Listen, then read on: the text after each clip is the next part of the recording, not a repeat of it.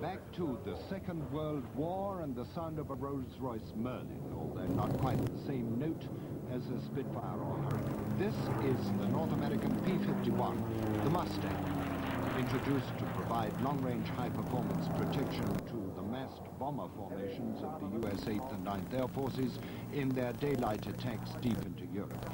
And I think it's fair to say that the Mustang, more than any other aircraft, turned the tide in favor of the Americans, who had learned the hard way that they were wrong in thinking their fortress and liberators could manage without fighter support. Very much a pilot's aeroplane, more comfortable than the Spit, I must confess, and the first Allied aircraft with a laminar flow wing. RAF Mustangs, incidentally, were flying out of Biggin here by the end of the war.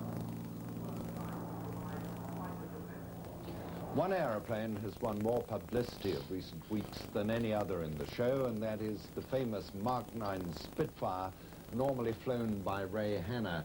Ray, how does it feel to fly an aeroplane worth more than £250,000? No different than the last few years, Raymond, except perhaps one feels an even greater depth of responsibility. You couldn't have felt a greater depth of responsibility for that aeroplane, I know, but that auction must have been very exciting. I'll bet when you were leading the Red Arrows, you never thought you'd be bidding £260,000 for an airplane. Of course not the slightest idea. Who was the opposition? Some Americans initially, and then a little bit later on a Frenchman, and the Americans dropped out, and a Frenchman who was ex-RAF pilot with the Free French Air Force during the war pushed the bidding up, unfortunately. But you must have felt mixed feelings about squeezing him out, because he's obviously a good chap. Of course, yes. Totally nice chap. But of course we were delighted to win the day. Once again, let's see the display which delighted the crowd here with Ray Hanna at the controls of the famous Spitfire Mark 9. I think it's still quite difficult to believe that this aeroplane is an ex-operational fighter with two 109s and a 190 to its credit. Yes, in fact it's the only Spitfire, to my knowledge, that is flying anywhere in the world that has a true operational record. And the pilot was Lardner Burke, and I see that you've redone the colours in the original squadron livery. As it was with Treble 2 Squadron in 1943 and 44. And that includes the black and white stripes under the wing? Well, yes, in fact, the stripes are painted much as they would have been 2 or 3 months after D-Day. Now, that's a typical Ray Hanna exercise there. Yes and no. Essentially, there's a lot of height there, and we're maintaining the energy on the airplane so that the next maneuver can perhaps be flown a little bit more easily. So it isn't just to please the crowd, it's... No, not at all. It's typical pure applied airmanship. Of course, Ray.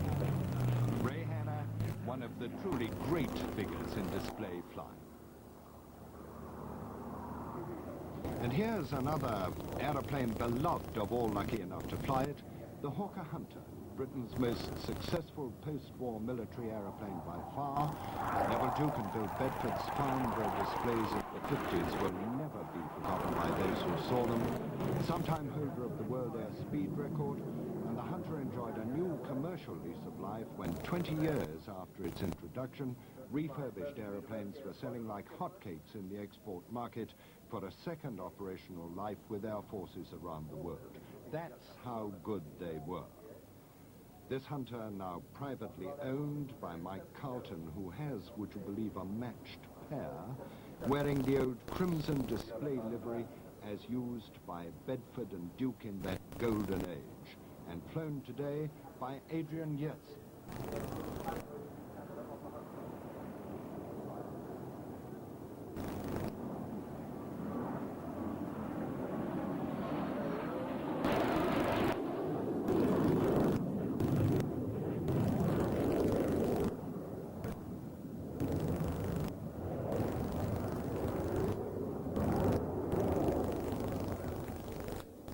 strange shapes in the sky over Biggin Hill, and with me Brian Cosgrove, a member of the Council of the British Microlight Association. Part of the airline's battle to hold down costs. It's in regular use on